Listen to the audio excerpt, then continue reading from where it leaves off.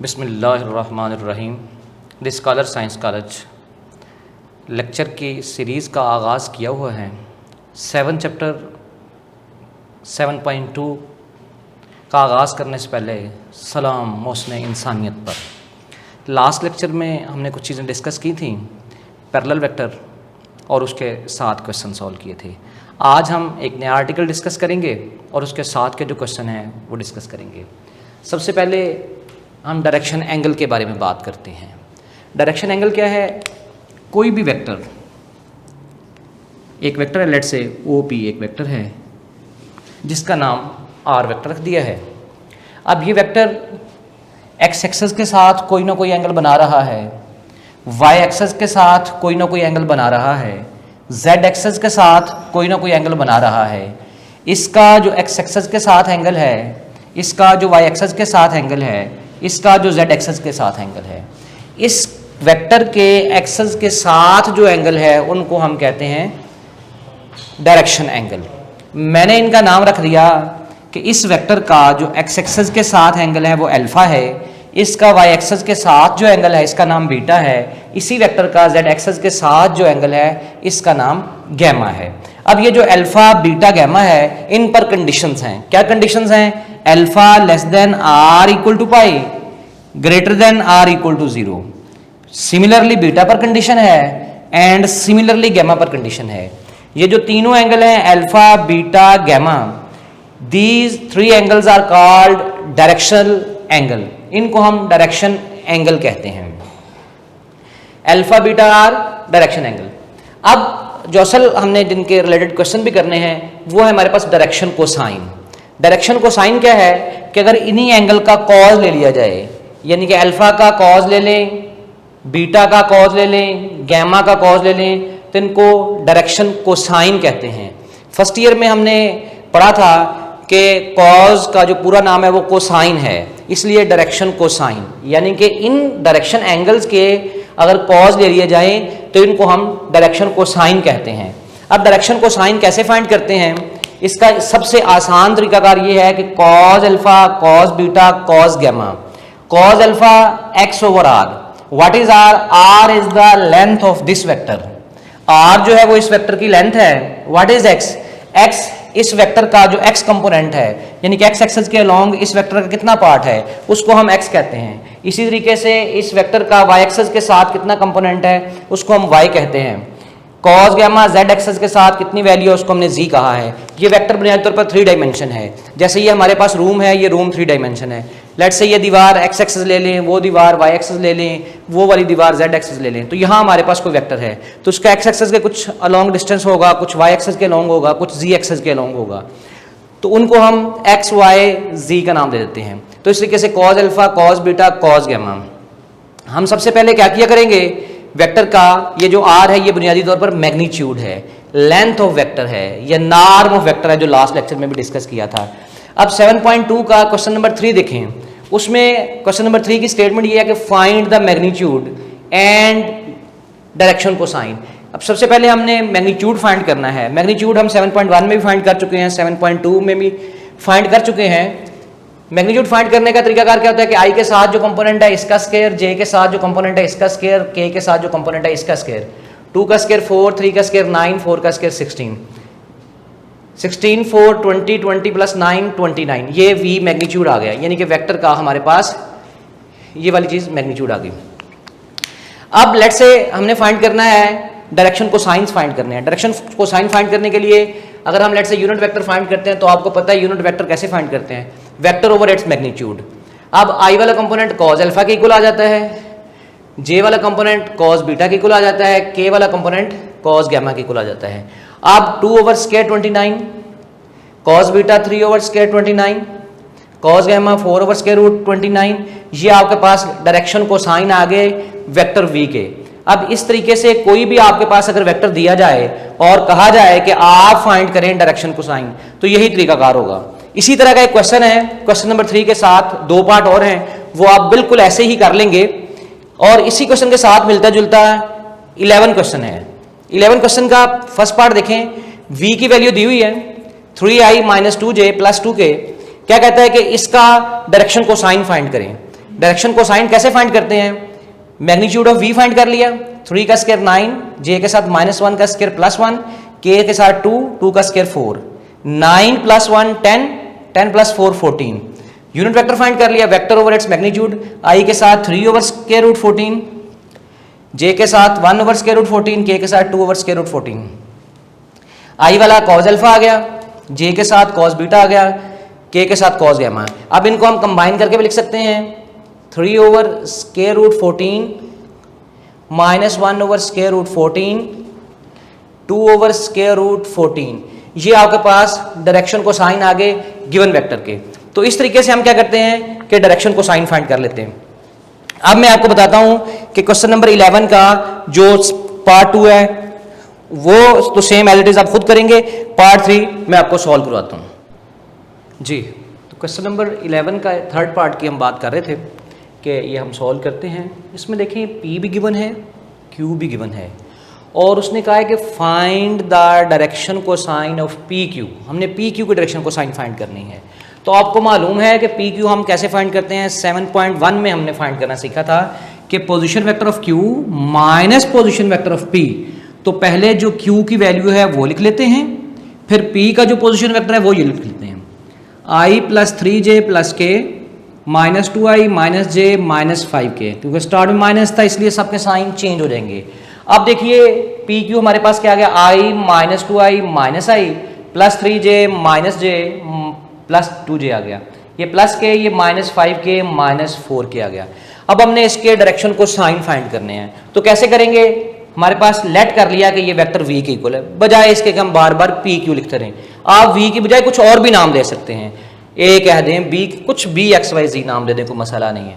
अब v unit vector I - i + 2j -4k और साथ इसका मैग्नीट्यूड भी लिख दिया, i के साथ -1 इसका स्क्वायर 1, j के साथ 2 4, k के साथ -4 16, 16 + 4 20 और 20 + 1 21।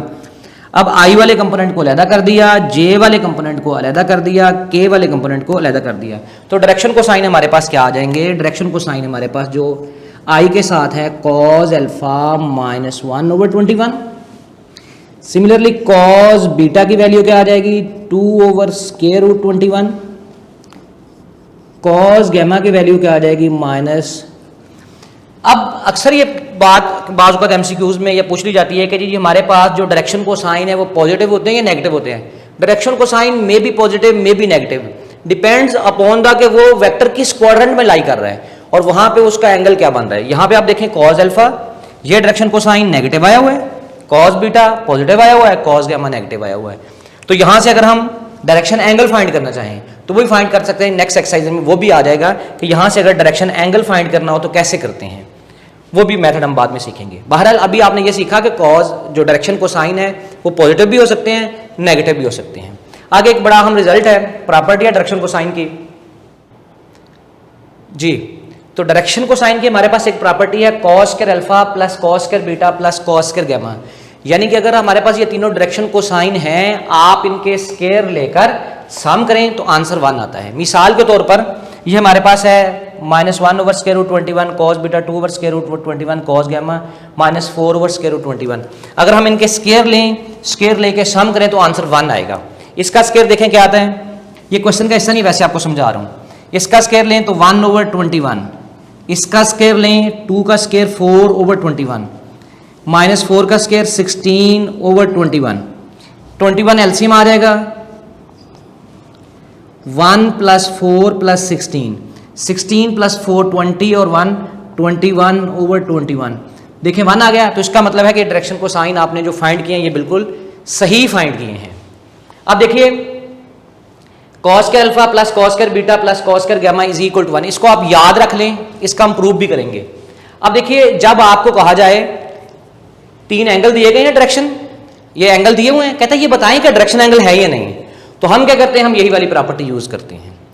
एक तो मैं आपको शॉर्ट सी ट्रिक बताता हूं, वो आपने याद रखनी है। फर्स्ट ईयर में मैंने आपको बताया था कॉन्जुगेट एंगल, कि अगर 2 एंगल लें उनका सम फाइंड करें, उनका सम 90 आ जाए तो वो दोनों कॉन्जुगेट एंगल होते हैं। अगर कोई भी 3 एंगल दिए हों और उनमें से 2 एंगल का सम 90 आ रहा हो तो अंडरस्टूड है कि वो कभी भी डायरेक्शन एंगल नहीं हो सकते। 45 45 45 प्लस 45 90 आ गया। इसका मतलब ये डायरेक्शन एंगल नहीं हो सकते। अब हम इसको सॉल्व करके भी देख लेते हैं। cos 45 का स्क्वायर प्लस cos 45 का स्क्वायर प्लस cos 60 का, यानी कि इस फार्मूलाज में हमने ये वाले एंगल्स पुट कर दिए।